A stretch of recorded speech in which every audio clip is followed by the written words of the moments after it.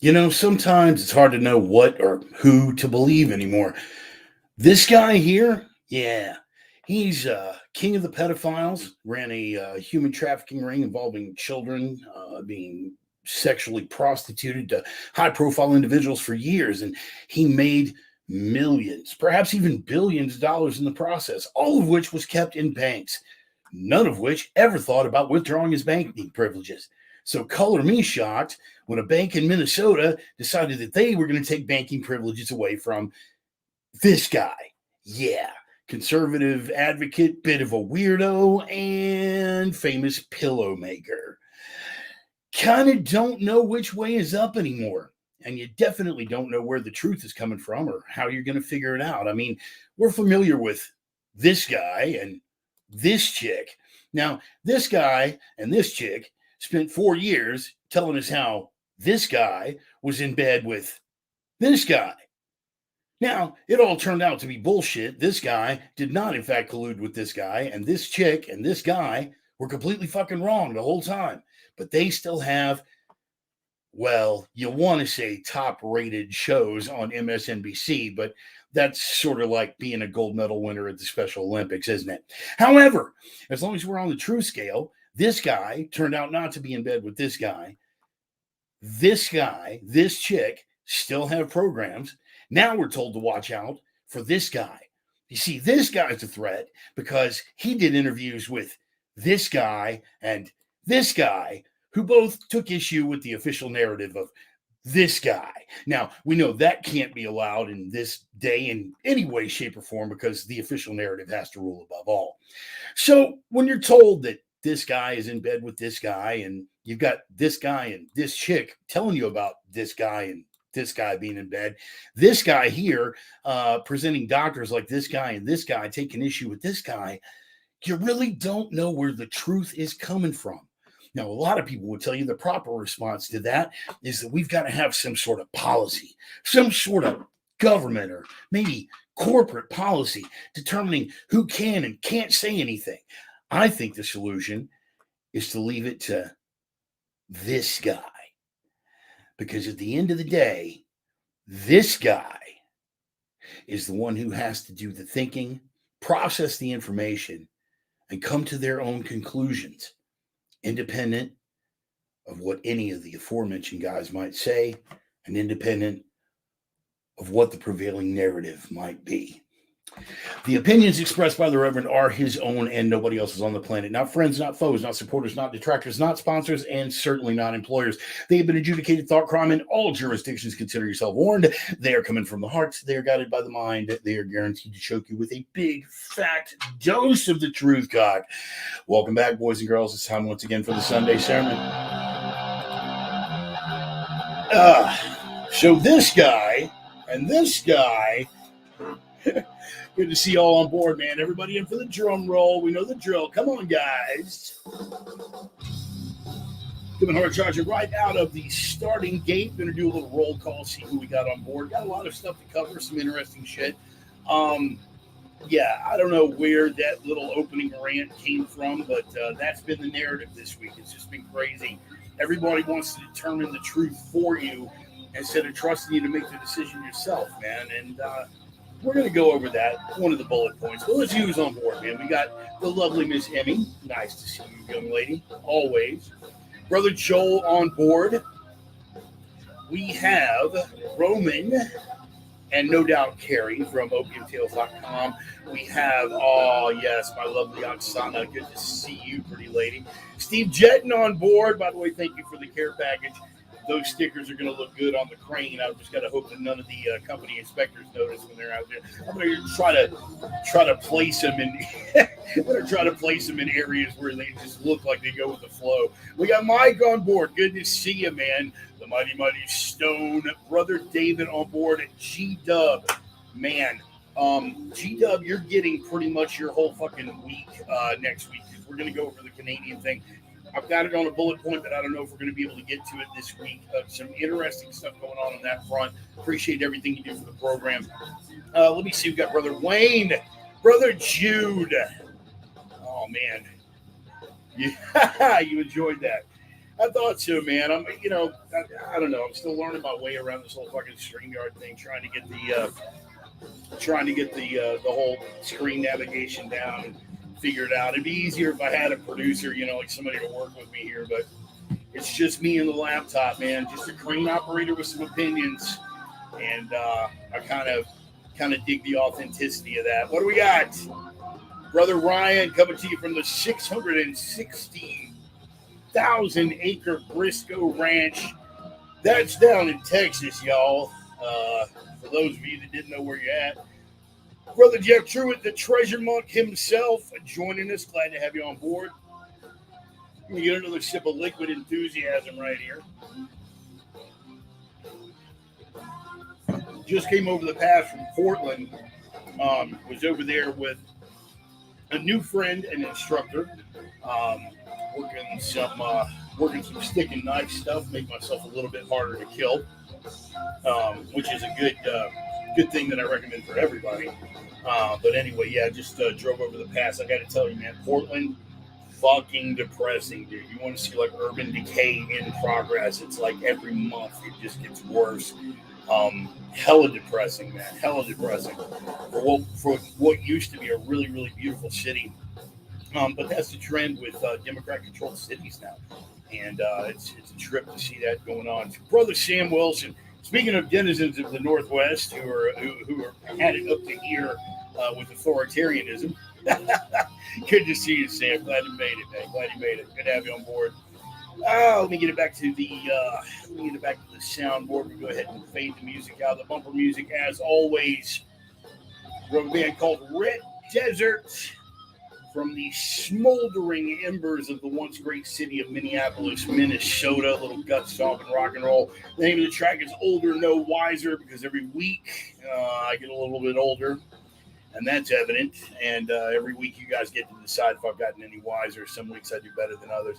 But yeah, man, Red Desert, Older, No Wiser. And they just, in fact, they just released a new video. I posted it to my personal page and my fan page. You can check those guys out. Hell of a rock and roll band, man. And really cool having them on board for bumper music.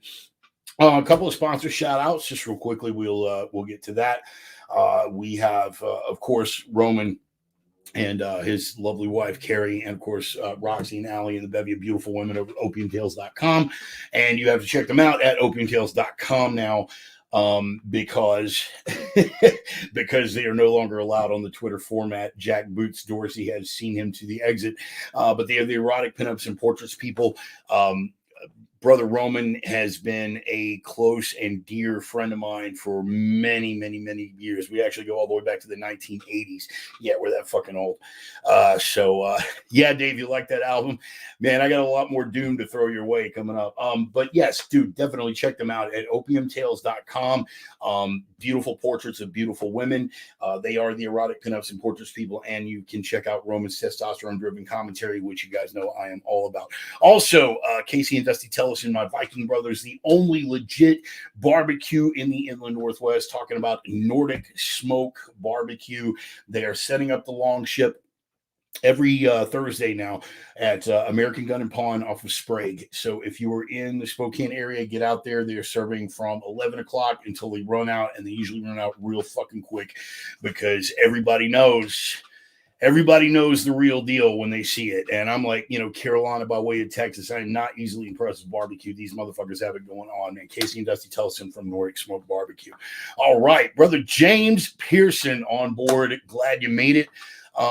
Interested to see what you're going to have to say about a couple of things. I wish you could have taken the trip with me through Portland this past couple of days, Brother James. You would have we would have had much to discuss, but I went up and got some good training in, and it's a good thing. And of course, the drive over a snow-covered pass in Oregon is always entertaining, to say the least. First thing, let's go ahead and jump right in to the rabbit hole. The rabbit hole, we're going to go a little musical this week. That's right, man. Ryan's rabbit hole. Sometimes we go esoteric and obscure. Sometimes we go philosophical. Sometimes we go cultural. Sometimes we go conspiratorial. This week, we are going musical. This, what you were listening to right now, and right now Roman's ears are perking up because Roman, being the music aficionado that he is, he's listening. He's like, I know who it is. I know who it is. Who the fuck is it? Who the fuck is it? I'll save you the trouble, Roman. It is Franz Schmidt. Now, how does a classical music composer rise to the level of rabbit hole? Well, beyond the history of his compositions and things like that, and I'm going to leave that music playing in the background as we go over this stuff. You've heard it said that, like, for instance, I'll put it in a modern context for you. Eddie Van Halen was not the first person to do finger tapping, but he's the guy that kind of went down in history for it. Jimi Hendrix is not the first guy to do whammy bar pyrotechnics.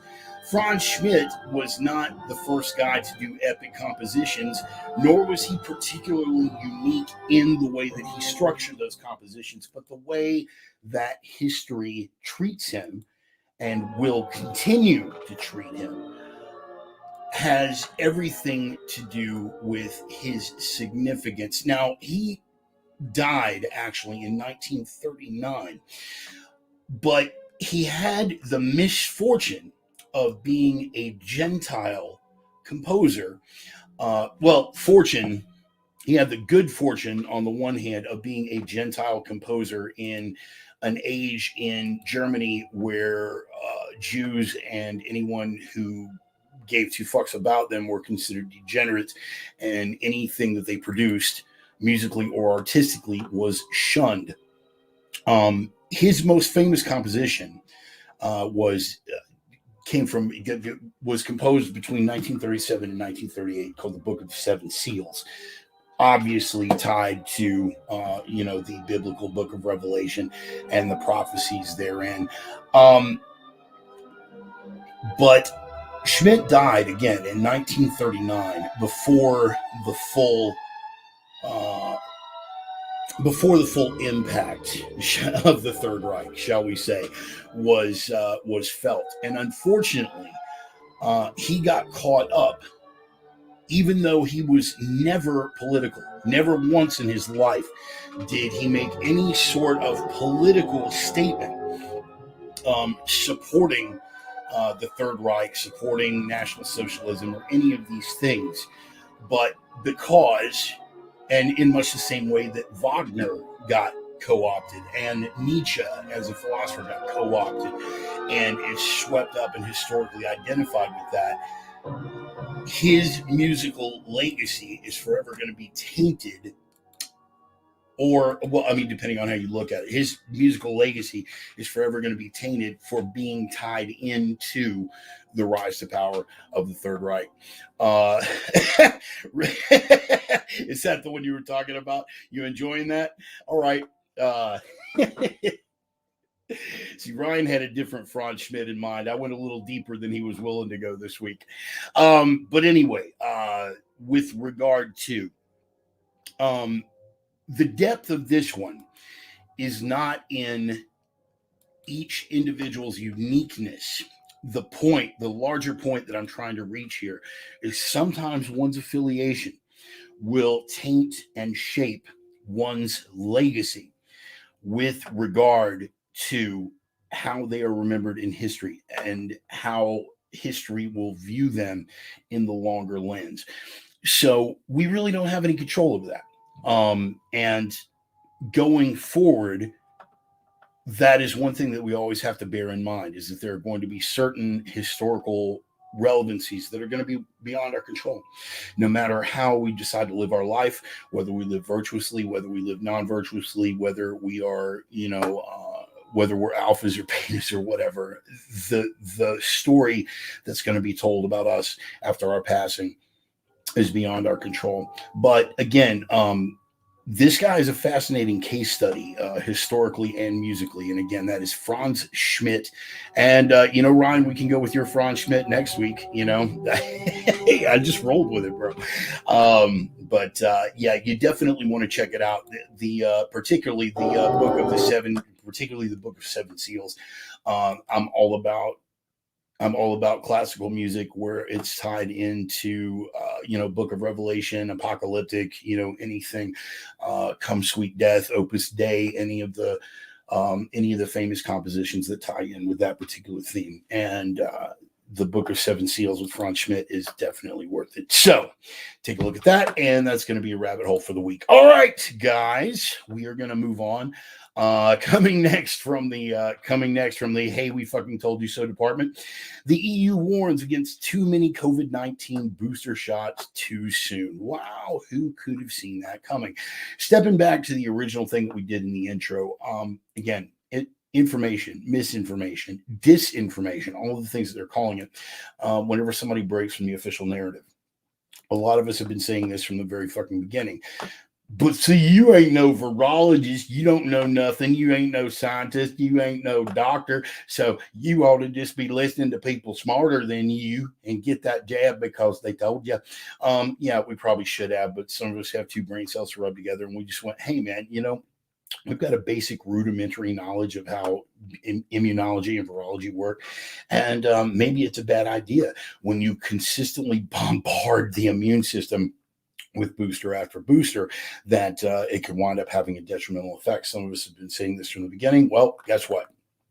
This week, the European Union came out, and this is from Deseret News. The European Union came out and said, the European Union regulators in particular, said that too many COVID-19 vaccine booster shots could affect our immune system negatively, exposing us to even more sickness. Bloomberg reported it. Then Reuters reported off of Bloomberg. I went back 2 days after looking at the original Reuters press report. I went looking for it. It had vanished off of the Reuters website, not surprisingly. Again, down Winston's memory hole. European Union regulators said that too many COVID-19 vaccine booster shots could affect the immune system. Booster shots every 4th month might eventually weaken the immune system and tire out people. That was in the Bloomberg report. However, the same week, Israel has started to release a 4th COVID-19 vaccine shot, according to the BBC. Dr. Anthony Fauci, the high priest of the cult of fear, please don't impugn my name with these personal attacks. The White House medical advisor for the coronavirus said that a 4th COVID-19 vaccine shot is possible for the American people, but it's still unclear. Right, because he never commits to anything. Pfizer CEO Albert Bourla says the vaccine developer will have an Omicron-specific vaccine available by early spring. Cool. So that'll be useful for people who are afraid of, having a runny nose be a full runny nose instead of just a slight runny nose and full sneezes as opposed to simple sniffles. If you are concerned about the Omicron variant, no, I'm not going to mince words here. If you're concerned about the Omicron variant, you're functionally retarded. Period. Full fucking stop. Okay? If you were immunocompromised beforehand, then you were legitimately at risk. If you had 4 to 5 comorbidities, which they're finally admitting is a factor now, thank you, Ms. Walensky, only 2 years late on that one. There is a 4th shot available for immunocompromised people, reported by Deseret News. All of these things piling up.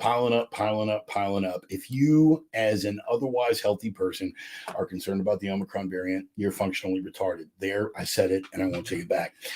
Another sip, please.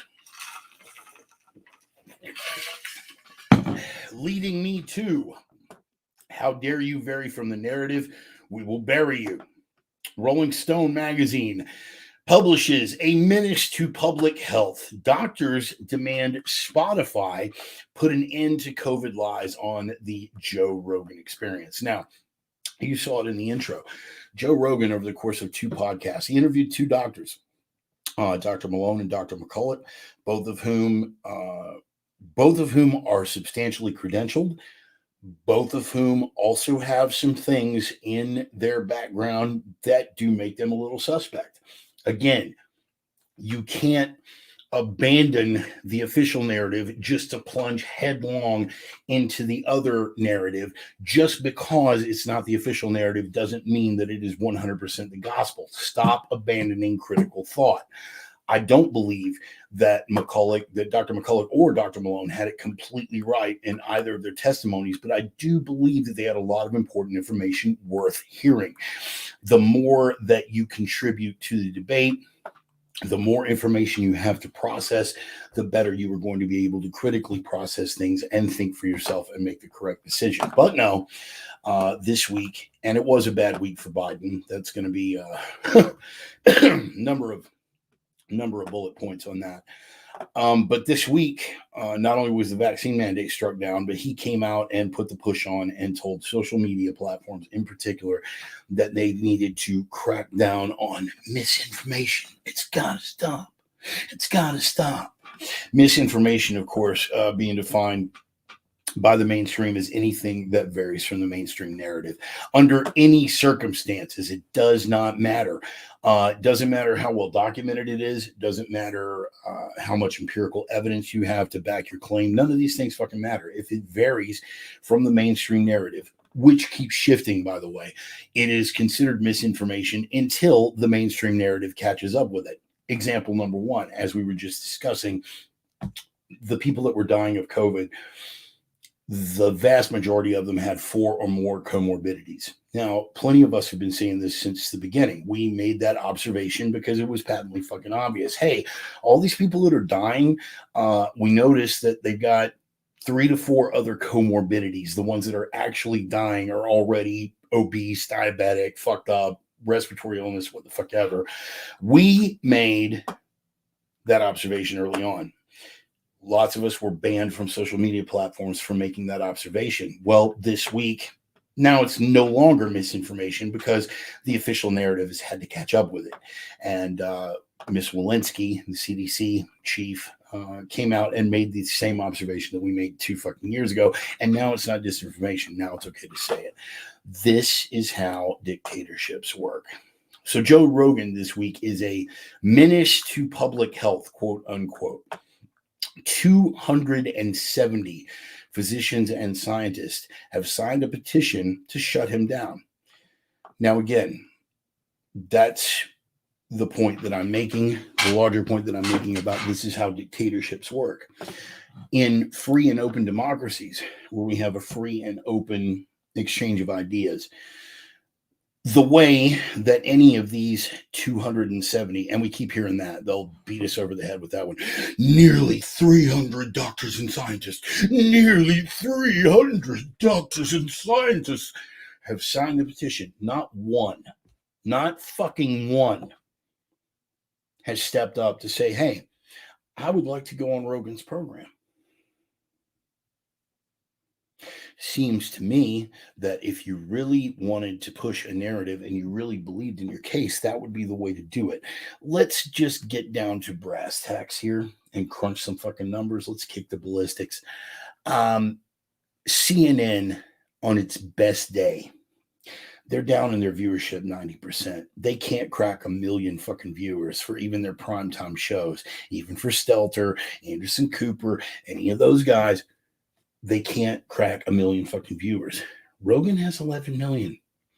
If you really want to reach people with a narrative, instead of saying, shut him up, why not say, hey, Mr. Rogan, I'd like to go on your program. You had Dr. Malone on. You had Dr. McCulloch on. I'm Dr. So-and-so, credentialed virologist, one of the nearly 300 doctors and scientists that want you censored. How about you just have me on and let me plead my case? That would be one way to do it if you really believed it. If you really weren't afraid of having your ideas in the marketplace of in that open exchange of marketplace of ideas, if you weren't afraid to make your case. He's got an audience of 11 to 15 million per podcast. That's 11 to 15 million people if they really had the belief in their case. So what would they have to lose? What would they have to lose? That's the other thing, too, when you hear about how the propaganda, the anti-vax propaganda is working. Let's examine that for a second. Propaganda. You mean like Pfizer sponsoring programs on CNN or MSNBC, that kind of propaganda. Because here's the thing, Rogan's going to make the same amount of money, and it doesn't matter what the fuck he talks about. Seriously. You think he's talking about COVID because that's going to juice his ratings? He's been averaging over 10 million viewers per podcast for a long, long time. And it's not like this really sent him through the fucking roof. The man is good at what he does. That's why he's got the best fucking podcast in the world right now. Top fucking podcast in the world in terms of numbers. Because he's the best at what he does. He could literally have interviews with random street people, and it would be a month and a half to 2 months before his numbers would drop below 10 million.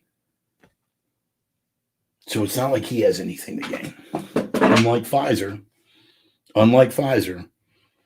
where their entire profit margin depends on the fucking narrative. And if you're Pfizer, why wouldn't you want to go on a program where you had access to that big of an audience instead of beating a dead horse with CNN and MSNBC, whose ratings are in the shitter?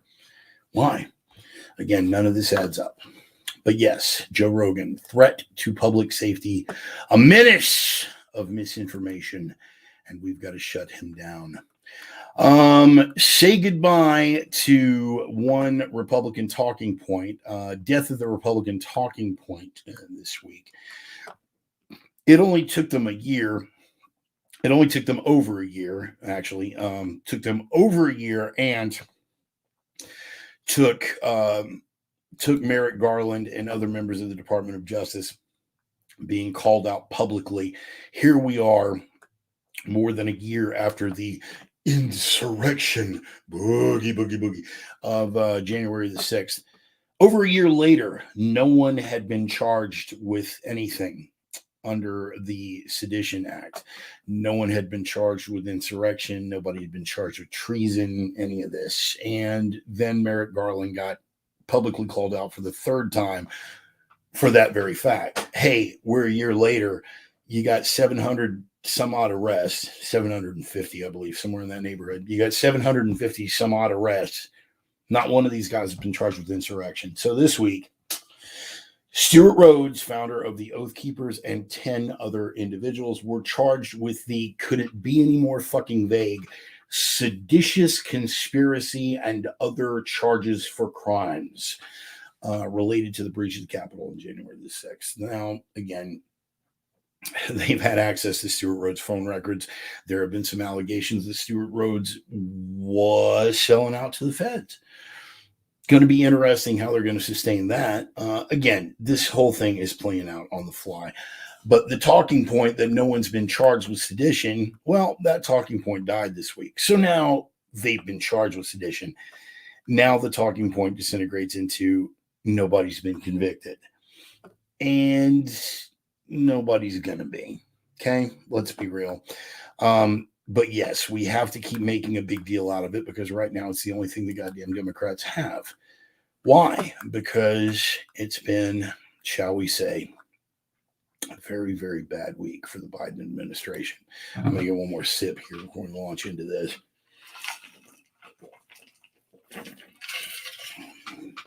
They have to keep beating us over the head with January the 6th. Why? Because they've got nothing else, particularly after this week. The Supreme Court this week struck down Biden's vaccine mandate for private employers. Now, I am sad, and I'd be lying if I said that I wasn't sad that they did allow it to stand for healthcare workers. But they could at least make a case for that. Yeah, I see you, G-Dub. Yeah, I was all on the Pliskin train for a long time, but Crenshaw disappointed the fuck out of me. Anyway, where the hell are we? Okay, let's get back to the vaccine mandate. I'm very sad that they allowed the vaccine mandate to stand for healthcare workers, but you can at least make a legitimate judicial case for it. I think Kavanaugh bitched up, And I don't think anybody should be surprised that Kavanaugh bitched up. A lot of people had a lot higher hopes for Kavanaugh than I did. Of course, I will still fuck you up for talking shit about my Amy. My Amy. No matter how many times she disappoints me, she's still my Amy. God damn it, a redhead judicial fucking brain. Why do you disappoint me? Why do you break my heart? Sorry, a little bit of a tangent. But the vaccine mandate was struck down. And, when you say the quiet part out loud, you sort of have to expect that that's going to be a result. And they did. They said the quiet part out loud. In the middle of testimony, one of the attorneys for the administration actually said this OSHA thing was a workaround. Somebody made the point while Sotomayor was fucking ball joggling, and taking the deep throat for the administration, spreading all kinds of bullshit. It's amazing to me, man. They really said the quiet part out loud. They said that, no, we knew that we didn't have the authority to do that, so OSHA was a workaround. Excuse me? We don't have constitutional authority, so OSHA is a workaround? Should we be surprised, though?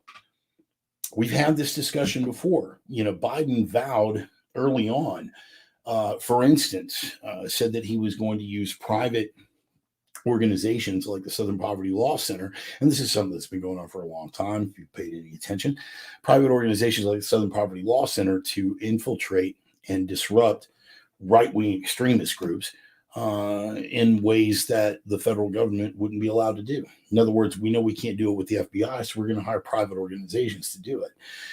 And suddenly the left, who had always lamented the excess of power private corporations, is suddenly all down with it because, again, it's supporting the left, and they wouldn't know a principal argument if it bit them in the ass. But the good news is it was struck down. The vaccine mandate was struck down. And what else happened to the Biden administration this week? Well, what they were counting on with regard to the voting rights bill, which, by the way, just being able to say that with a straight face, it's hilarious. The voting rights bill. Let me just get this out of the way. Again, getting back to official narratives. Now, none of us believe this, but let's just say, for the sake of argument, that you really did get 81 million votes. A doddering cadaver got 81 million votes and won. The most votes ever received by a presidential candidate ever, against an overwhelmingly popular incumbent who got more votes than he had in his previous victory. 81 million votes is what we're told. You got 81 million votes, a record in the history of the United States, and you won the election. So tell me again about voter suppression. Who's being suppressed, actually? You got 81 million fucking votes, and you won. That's what you're telling us. And yet, voter suppression is so bad that it's Jim Crow and we've got to federalize elections. It's unfucking believable, man. Absolutely hilarious. But anyway, that's going to be the second bad thing for Biden this week. Here's from Reuters: Manchin's reluctance leaves Democrats' U.S. voting rights bill at risk, and Kristen Sinema. Now, I'm not the biggest fan of Sinema. I think Sinema is a hack. I think she is a stooge. I think she's a tool. I think she drifts at the wind in any particular poll that comes her way. Why she is doing what she is doing right now is beyond me. I don't for 1 second believe that it's principled, because I don't believe Kristen Sinema is a principled individual. I don't know why she's doing what she's doing, but she's doing it. And I'm thankful that she is, because Manchin otherwise would have to hold down the fort by himself. And I don't know if he'd be able to do it. I don't know if he'd be able to do it without breaking. I'm surprised that the two of them, that one or the other, hasn't broken by this point. But Sinema said that she will not crush the filibuster. And again, I don't think she's doing it on any kind of principled level, but I'm glad that she's doing it because it's the right move. I would not abolish the filibuster no matter who was in charge. It's absolutely absurd that they think that this isn't going to come back and bite them in the ass.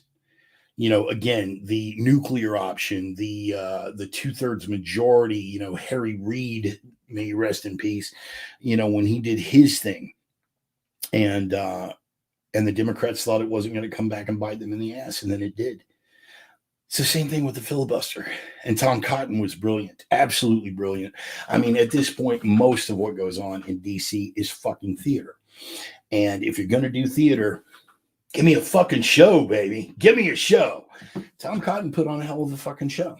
And the greatest thing about Tom Cotton's show this week was that the script was already written. He basically, he took Chuck Schumer's own fucking words over the years. When the Republicans tried to get rid of the filibuster, and I opposed it then. I will continue to oppose it on principle. That filibuster needs to remain as a legislative tool, no matter who is in charge. Let me just go on record. I am, on principle, opposed to getting rid of the congressional filibuster. Period. End of statement. Done. That's it. Full stop. Back in the day, when the Republicans tried to get rid of the filibuster, Chuck Schumer went on a tear and gave some inspired, fiery rhetoric about why it was necessary for the party that wasn't in control to be able to hang on to the filibuster, to keep the other party from running roughshod, because that was a threat to democracy. Now, I think Chuck Schumer also wouldn't know a principled argument if it bit him in his fucking elderly ass. But he was right. What he said was absolutely right. And Tom Cotton, Tom, repeated his own words back to him this week. And it was very bad for the administration. So now you got Biden, bang, losing on the vaccine mandate. Now you got Biden running up against Sinema saying that she and Manchin won't vote to end the filibuster. Bang, 1-2 shot. And Biden is rocked and up against the ropes. And what falls because they don't have the filibuster? The voting rights bill, which, of course, is anything but a voting rights bill. It federalizes elections.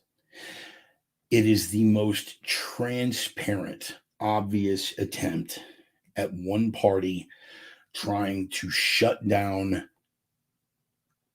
any other party's hope at power that is ever, at least in my adult life, that has ever been put before the United States Congress. It's nakedly so. And they really don't have to make any secret about their intent. They pretty much laid it out there. But they can't get this passed without the filibuster. And guess what? Filibuster failed. So 1, 2, 3. Filibuster is not going to be abolished. Bang. Vaccine mandate suffers. Boom. Voting rights bill fails. Boom. Down goes Frazier. Down goes Frazier. And I'm just looking at Biden's cadaver ass crawling himself up, trying to hang on to the fucking ropes and save himself before the 10 count. It's been a very bad week for the guy. Couldn't happen to a nicer cadaver. I am less than sympathetic. Let me just say that. But the whole time, this is where it gets beyond parody. So the whole time they're saying that the filibuster is a relic of Jim Crow and a tool of racism and white supremacy, like everything else. The very same week, they're trying to convince us that this is the reason why the filibuster has to be abolished. Well, the Democrats used the filibuster to protect the Kremlin. Yeah, the Nord Stream 2 pipeline. Yeah, we've all heard about that. It's a little gimme. While they're shutting down domestic oil production, they're shutting down the Keystone pipeline and every other fucking thing. The Democrats this week, while saying that the filibuster needed to be abolished, used that exact same filibuster to keep Ted Cruz from putting sanctions against the Nord Stream 2 pipeline. So essentially, while calling Russia a bad actor and telling us that the filibuster was a tool of Jim Crow and there to protect racism and white supremacy, they used a racist white supremacist filibuster to protect Vladimir Putin. Again, it's beyond parody at this point. I wish I had better news, but alas, I do not. And it's going to work out badly for them because they know what's coming up this. Come on, guys. What do we know? What do we know is coming up this year?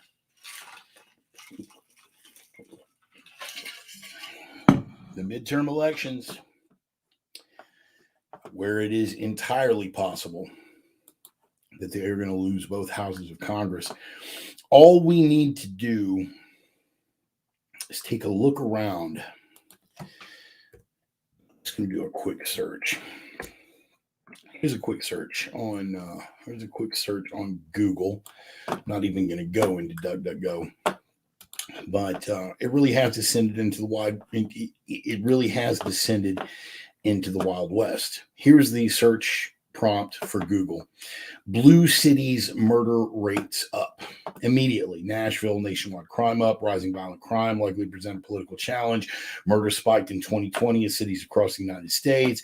Cities with the highest increase in homicide rates during COVID. Crime is up and Democrats are scrambling.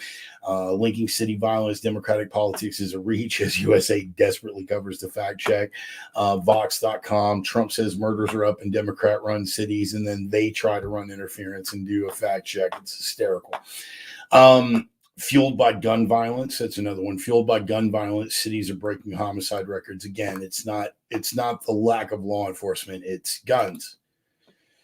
Anything but call it what it is. But it has. It's descended into absolute fucking chaos. Los Angeles Police Department basically said they can't protect your safety. They can't guarantee your safety. That coming out there as a tourist right now is a bad fucking idea. You can't be protected. They've basically gotten to the point where they're giving it away, even in areas of California that were somewhat civilized before. They've just gotten to the point where you can walk into places and roll out with 3 carts full of merchandise, and nobody's even going to lift a finger to stop you. They know the cops won't respond, so why bother calling them? They know that they're just going to get physically injured or lose their jobs. They're going to lose their jobs or get physically assaulted by these crooks if they try to stop them from stealing this fucking merchandise. It is absolute fucking lawlessness. And now even the police departments in these cities are saying, we can't guarantee your safety. Doesn't get more Wild West dystopian than that, does it? NPR, rising violent crime is likely to present a political challenge for Democrats in 2022. Well, it's going to present more than a political challenge because now it's to the point where they can't deny it. Many small cities, this is from NPR, so this is hardly a right-wing think tank here. Many small cities that typically have relatively few murders are seeing significant increases over the last year. Killings in Albuquerque, New Mexico, Austin, Texas, and Pittsburgh, for example. Now, some of my boys live down in Texas. What happened in Austin? What did they defund? Oh, yeah. Albuquerque, what did they defund there in New Mexico? Yeah. Albuquerque, New Mexico, Austin, Texas, and Pittsburgh, for example, murders have doubled in 2021. Portland, Oregon, and I was just there this morning, last night and this morning, has had 5 times as many murders compared to last year, according to data compiled by crime data analyst for Datalytics. Most cities in the United States, including each of the ones named above, have a Democratic mayor. Let me say that again. Most of the cities in the United States, including each of those named above, have a Democratic mayor. After protests last year over police violence against Black Americans, notably the murder of George Floyd in Minneapolis, because we're still going to milk that, there has been a push to defund police departments. And as a result, several cities, including Austin and New York, have done that very thing. Wow, they backed off. They defunded the police, and now murder rates have done what? Wow, who could have seen that coming? It's almost as if if a predatory miscreant scumbag thinks that there's not going to be any consequences, they're going to behave like a predatory miscreant scumbag. Kind of like a dog walking upright. The only thing they understand is getting wrapped in the face of that fucking newspaper. You're not going to reason with them. You're not going to socialize it out of them. We can get into the genetic components and every other fucking thing, and we'll have that discussion another day. It's not going to help. From the New York Post, a dozen U.S. cities set annual murder records with 3 weeks left in 2021. Again, it's the Wild West. Philadelphia, the nation's 6th largest city, recorded 523 murders as of December 7th, surpassing its formal grim milestone of 500, which was set back in 1990. City of brotherly love, indeed. St. Paul, Minnesota, 35 murders. Portland, Oregon, 72. 60 in Austin, Texas. Baton Rouge, Louisiana. Baton Rouge, not NOLA. And we're used to NOLA being violent. Any of us that spend any time along the Gulf Coast know all about that. But not in NOLA. Baton Rouge, for fuck's sake, 137 homicides. Louisville, Kentucky, 175. St. Paul, Minnesota, 35. Columbus, Ohio, 179. And that's as of December the 7th of last year. I mean, this is, they might have finished strong and come through with a few more than that. But it's absolute lawlessness. Murder is up in every one of those cities. Crime, they don't even look. The police don't respond because these Democratic district attorneys, particularly Portland, here's a great example again. And it's close to home, and I love Portland as a city very, very much. And again, having just been there last night and this morning and driving through and seeing the tent camps and the tweakers just wandering around like fucking undead, just walking the streets. It'll rend your heart, man. It's depressing. It's really, really depressing seeing what has happened in Portland. But again, all of these are entirely predictable results of entirely predictable fucking behavior. In spite of what you would love to feel about how it is society's fault, about how capitalism has somehow failed these people, deep down. Some dogs are rabid and just have to be put down. Bart, that's a shitty thing to say about a fellow human being. I'm not talking about fellow human beings. I'm talking about predatory miscreant scumbags. They are not fucking human. They're not. And I won't apologize for saying it anymore. Fucking purge. Purge. Now, I can't speak for you. Maybe you have greater humanitarian leanings than I. But I wouldn't lose one bit of sleep if somebody plowed through one of these tent camps with a fucking bulldozer at 3 o'clock in the morning. I wouldn't lose one bit of sleep if somebody blocked in one of these tent camps on a freeway overpass and set the whole fucking place on fire. I don't care. I don't care. I've seen too many good people suffer for too fucking long for the sake of your bullshit policies and your bullshit virtue signaling, your bullshit appeals to greater humanitarian instincts and every other fucking thing that's going on. They are not human. They're not. They don't have any of the trappings of humanity. Certainly not any of the trappings of cultural, civilized humanity. And the longer we let it go, what you allow is what will continue. What you encourage is what will exponentiate. Exponentiate, that's my college word. I've got like 3 of those. So am I ranting and raving here? Yeah, definitely. I've had it. Decent, God-fearing fucking people have had it across the board. And I'll go you one better since we're talking Wild West. We've even gotten back to great train robberies. Yeah. You want to know how silly it is? Union Pacific officials from the Daily Wire. Union Pacific official blames LA's far left policies for massive train thefts, considers leaving Los Angeles. So they turn these scumbags loose, let them run fucking rampant, and lo and behold, look what they do. Now they're actually robbing trains. Union Pacific, Uncle Pete. I used to be a support driver for the railroad. Used to work for Halcon. I drove for BNSF. But I knew a lot of guys that worked for Uncle Pete. An official with Union Pacific revealed late last week that the organization believes that approximately 90 shipping containers are compromised by thieves every day. Let me say that again. 90 shipping containers a day are compromised by thieves in the Los Angeles area. Images have gone viral. Since December 2020, UP has experienced 160% increase in criminal rail theft in Los Angeles County.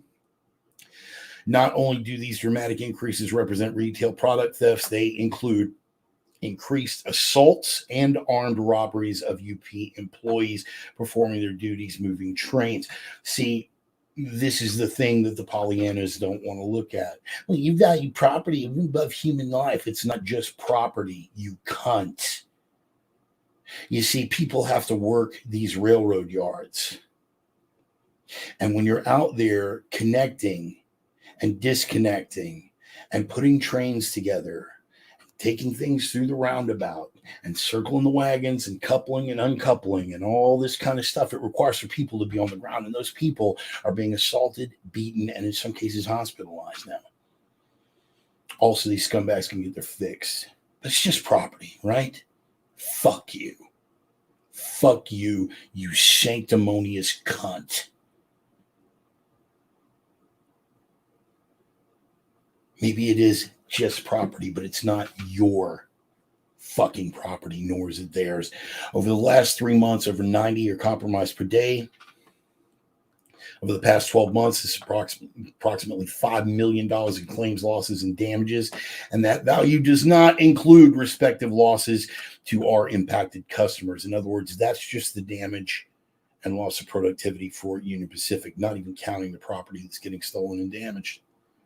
Criminals are caught and arrested, turned over to local authorities for booking, arraigned for the local courts.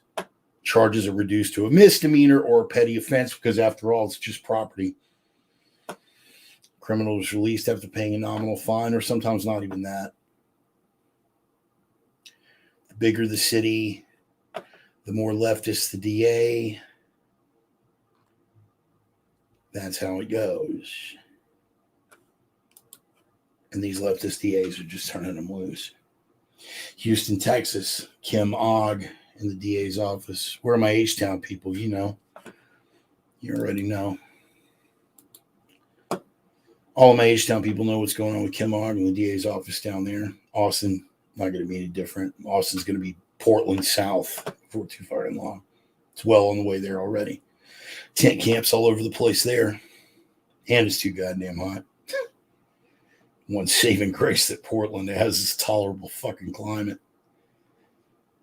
But at the end of the day, we have hit that tipping point. At the end of the day, we have to start looking at how these leftists are going to start fighting back, because God-fearing people, normal, functional, cultured, civilized fucking humans are seeing things for what they are, and they've had enough. Do you think these leftists are just going to roll over and play dead? No, they're not. They're going to do whatever they can to hang on to that fragile fucking power. So expect it. They're going to do some desperate shit. All the rumblings that we're hearing in foreign countries right now, half the people that say that we need to intervene in Ukraine, first of all, couldn't find Ukraine on an unmarked map. Second of all, are unaware of the Biden criminal enterprise where Hunter was appointed as a corporate officer for Burisma immediately after the Maidan massacres, shall we say. I'm going to clean that up and call it a revolution. The massacres of ethnic Russians that took place in eastern Ukraine and the Donbass region. Most people don't know a fuck all thing about Crimea being a part of Russia until 1953. Nikita's gift, Khrushchev gave it to Ukraine because at that time it was all one big happy family. Nobody thought it would matter in 1953. But Crimea is almost 100% ethnic Russian. And now it's part of Russia again. Holy shit, Putin's trying to take back the empire. Let me tell you something. If Putin were getting involved in a political situation in Mexico, we'd be losing our shit right now, wouldn't we? Why? Because Mexico's right off of our fucking southern border. Take a look at where Ukraine is. Why am I bringing this up? I'm bringing this up because this is their way out. This is the way the administration fights it. Now, I can't say anything for politics on the local level, okay?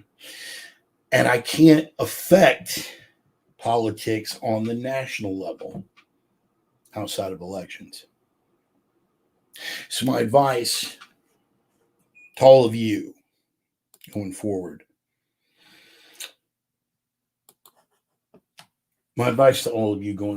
is have the effects on the things that you can't affect. Local politics, get involved. School board, local elections, district attorneys. Do you hear me, Houston people? Let them know. Let them know in no uncertain terms that we've had enough. This won't be the first time that we've had to live through political turmoil in the United States. And on a national level, definitely vote. Just to say you did what you could, if nothing else. If you're one of those people who will vote and doesn't change anything, do it anyway. Shut the fuck up and do it anyway. Please. Do what you can. Because these midterms going in might be our last hope. Our last hope of saving these things. They're able to pull it off. I don't believe that they will. My prediction going forward is that in 2022, Republicans will sweep both houses. And then we're going to have just a lame duck Democrat until whoever comes along to run in 2024. And they don't have anybody. They don't have anybody that could be DeSantis. They don't have anybody that could be Trump. He decides to run again. These are just facts. But in the meantime, hold down the fort. Recognize the things that are going on around you. Politics is downstream from culture, it was said. I believe it was Breitbart that said it. Andrew Breitbart said that originally. Politics is downstream from culture. We got to take back everything on a cultural level. And the way that we need to do that is to, going forward, speak without equivocation and without fucking apology. Time for diplomacy is over. The time to be nice is over. The time to say we can go along and get along is over, because they haven't been playing that game for a long fucking time now. We have, much to our detriment. And at the end of the day, getting back to what we're talking about, just looking at the media numbers, we are the majority. We are the majority, and it's not even close. And even if it were close, even if we're teetering 50-50, who do you think has the strength? Who do you think has the balls, the spine, the guns, the chutzpah, the guts to win this thing? It's ours to take back. It's ours to take back. And you can pick through that and find any coded speech or dog whistle that you want to assign to it. You know what? Fine. Conceded on all counts. It's ours. Stand up. Find your spine. Let your balls drop. Knuckle up and take it the fuck back. I'm the Reverend. That is the gospel. Finishing up just on time. Again, wandered a little bit this week. I was a little bit distracted coming in. Distracted in a good way. Again, I found a good instructor / training partner up here in the up here in the Northwest, and I'm going to be doing some traveling for some training. I'm going to be down in Vegas next weekend. I'm going to try to get back here in time to do the sermon next week. I may or may not make it. I'm not making any promises. If I don't make it, I will at least give you guys plenty of heads up. But I will be down in Vegas doing some training with Shannon Langwell's Krav Maga school down there. Jared Wahongi's going to be down there. Todd Fossey from Integrated Defense Systems is going to be down there. It's going to be a hell of a weekend. And I am really, really looking forward to getting down there and seeing a lot of my old friends again. It has been far too long. I will try to make it back in time for a sermon next week. If not, I'll drop you a few sound bites from the road. You can look for them on the Reverend Bart fan page or even on my personal page. I appreciate you guys being here as always. If you can, it would be nice. I'm going to pass around that little digital collection plate. If anything I did for you feel might be worth $1 or $5 or 25 cents, you want to throw it. I'm on PayPal. I'm on Venmo. I'm on Facebook Pay. I'm on all that good stuff. But again, if that's not something that's within your capability, I understand that too. Spread the word, man. Tell your friends about it. Tell your friends about the program. Hey, crane operator with some opinions. He rants and raves. A toothless, fat, fucking cripple gets on rants and raves for an hour every week. Some weeks are better than others. Turn them on to the program, man. Spread the gospel.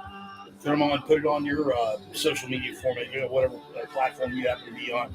Twitter, Facebook, anything. Oh, you're cool, Dennis. Catch the replay, buddy. Catch the replay. But yeah, man, whatever you can do to help get the subscription count up and be bumped up in the algorithm. And in the meantime, guys, here's something else you can do for me and something else you can do for yourself. You guys already know the directives, man. Always, always strive. And sometimes we will come up short. It's what we strive for that makes us who we are. What we need to be striving for is this. Always strive to be the signal, not the noise. Strive to be the light in a world full of darkness. And always, and this is the iron rule, strive to be that strength in a world full of weakness. Nothing else will serve you better. Nothing else will serve you better. I appreciate you guys being here. I feel like less of a lone voice in the wilderness every single week, man. Thanks for showing up. Again, I will be in Vegas doing some training next weekend. I'll try to make it back in time to get a sermon in. If not, we'll catch you the following week and we'll get you all caught up. Meantime, man, you guys take care of yourselves. Take care of each other. Appreciate you being here. Thanks for everything, man. Love you guys. Thanks. I'm the Reverend. That is the gospel. We'll see you next Sunday. Thanks for showing up. Peace.